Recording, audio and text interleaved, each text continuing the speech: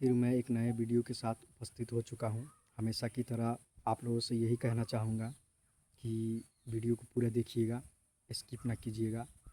ये आज का जो वीडियो है उन स्टूडेंटों के लिए है जिनको मतलब पढ़ाई जो है वो बोझ लगती है, मतलब कठिन लगती है कि मुझसे ना हो पाएगा, मुझसे नहीं हो पाएगा।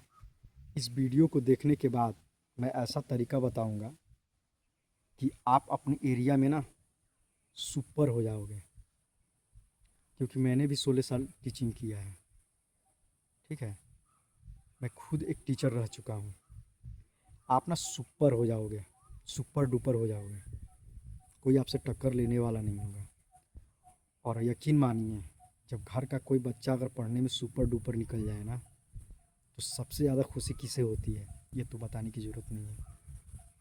आपके पिता को होती है, आपके गार्जियन को होती है।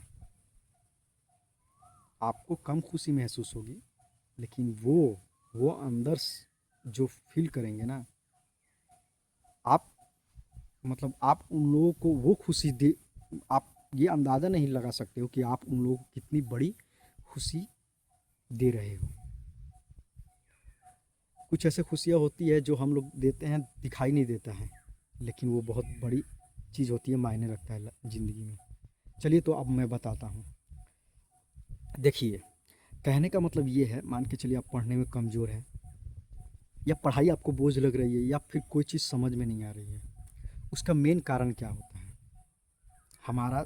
उसका सबसे मेन कारण यही है। अच्छा, पहले पहले के ज़माना में, पहले जो विद्यार्थी हुआ करते थे वो इतने ब्रिलियंट होते थे, जबकि इतनी फैसिलिटी नहीं होती थी, और ये इतनी टेक्निकली चीज़ें नहीं होती थी। आजकल तो हर यूट्यूब पर हर एक पढ़ाने वाला चैनल मिल जाएगा। ऐसा ऐसा चैनल मिल जाएगा कि आपको तोड़ ताड़ कर समझा देगा। लेकिन वो सब चीज़ पहले नहीं होती थी।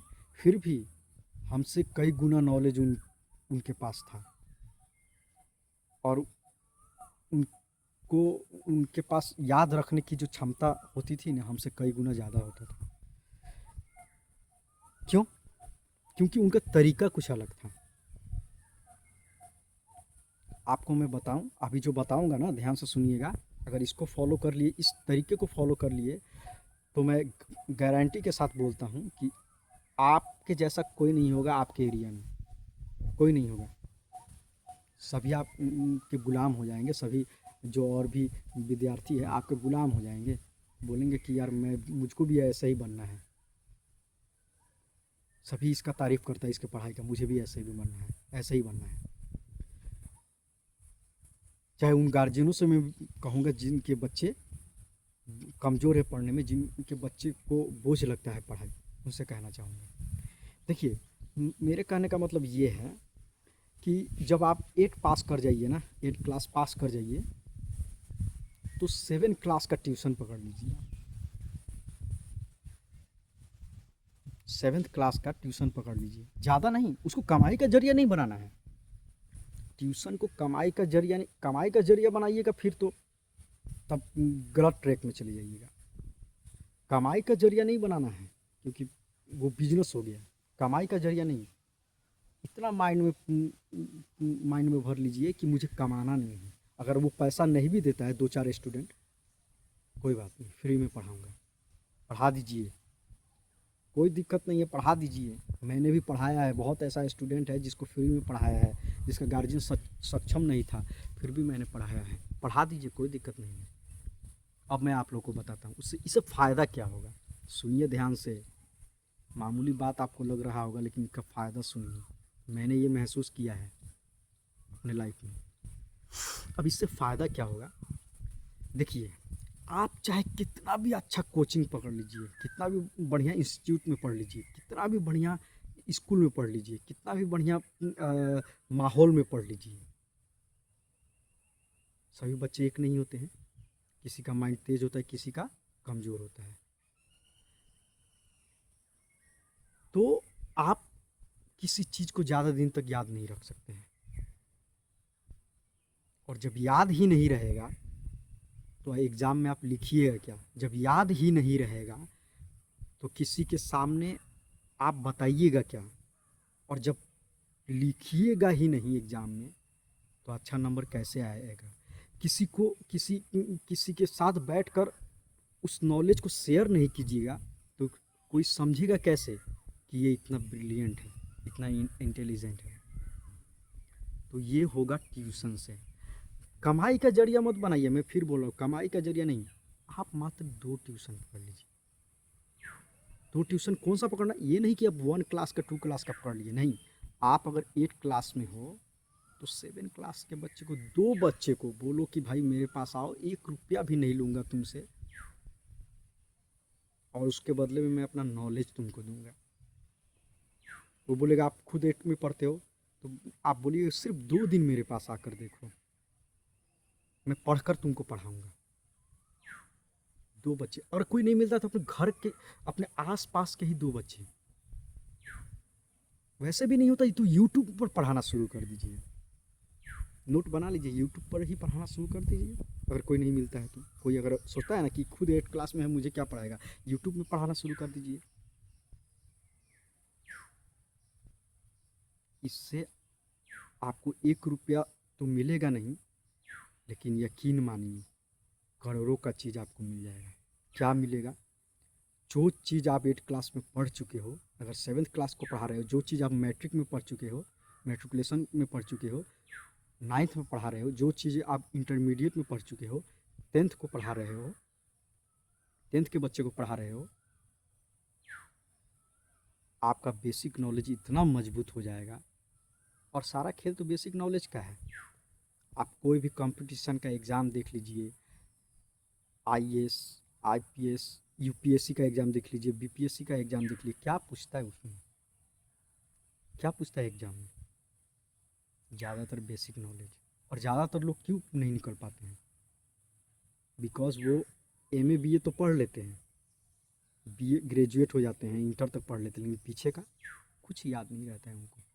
फिर रिवीजन करना पड़ता है, गेस लेते हैं, क्या बोलते हैं, तरह तरह के बुक्स लेते हैं, रट्टा मारते हैं।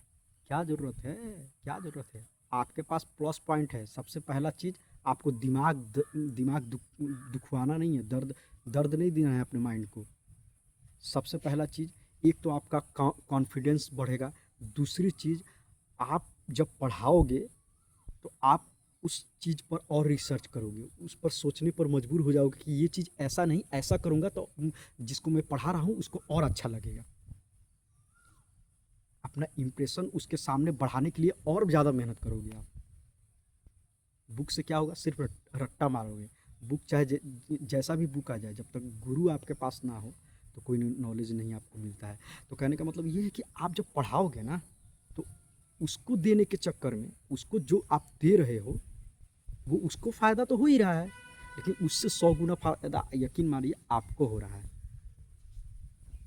क्या हो रहा है, आप अपने सेक्टर में, आप अपने क्लास में इतना पावरफुल हो जाओगे ना, जो टीचर आपको पढ़ा रहा है ना वो बोलेगा यार कहाँ से आया है ये, यकीन मानिए।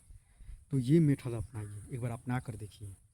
अगर आप 8 क्लास में पढ़ा रहे हो, 8 क्लास में पढ़ रहे हो तो 7th के बच्चे को पढ़ाओ, 9th में हो तो 8th के बच्चों को पढ़ाओ, 10th में हो तो 9th के, इसी तरह पढ़ाओ। बिजनेस नहीं बनाना है, याद रखिएगा।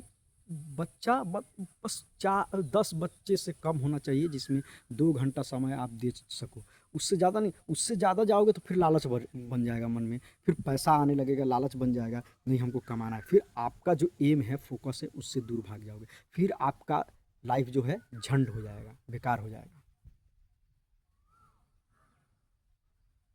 तो बिजनेस नहीं बनाना है, उसको बिजनेस नहीं बनाना है। बस इतना समझो कि 2 घंटा हमको फ्री में पढ़ाना है, पैसा दे या ना दे कोई टेंशन नहीं है। अगर दे रहा है तो ठीक है, नहीं दे रहा है तो भी ठीक है, लेकिन मैं पढ़ाऊँगा। यकीन मानिए सुपरमैन हो जाओगे, सुपरमैन। और उसके बाद कोई एग्ज़ाम दो, जब उसके बाद कोई एग्ज़ाम दो,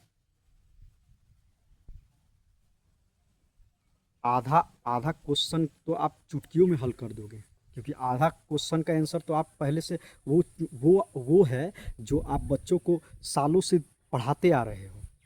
आपको कोई चीज़ रटने की ज़रूरत ही नहीं है। ये ट्रिक होता है, यही ट्रिक होता है। और आने वाले समय में आप ऐसा बन जाओगे कि जॉब आपके लिए एकदम ही ईजी हो जाएगा। ये होता है।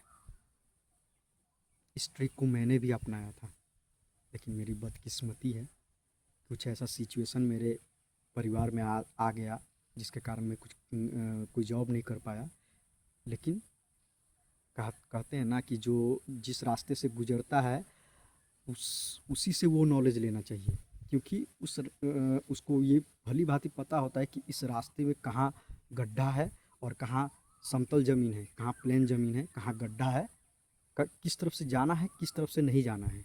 वही बता सकता है जो उस रास्ते से गुजर चुका है। नहीं तो जो उस रास्ते से नहीं गुजरा है वो तो ऐसे ही बताया, हाँ हाँ ऐसे जाना है, ऐसे जाना है, वैसे जाना, बस हो गया। वो मतलब बोलते हैं ना, वो बिना बिना देखे हुए तीर मारेगा।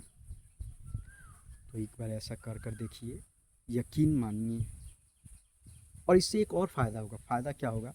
जो बच्चे आपसे पढ़ेंगे ना, एक तो आप उससे पैसा नहीं लेंगे, 2 घंटा समय देंगे, आने वाले समय में आपको अपना भगवान मान लेगा अगर वो कुछ कर गए तो।